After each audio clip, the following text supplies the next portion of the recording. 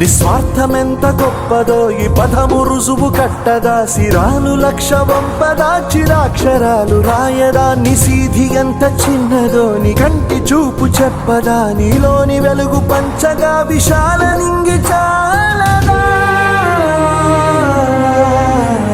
మనుష్యులందు నీ కథ మహర్షిలాగా సాగదా, మనుష్యులందు నీ కథ మహర్షిలాగా సాగదా.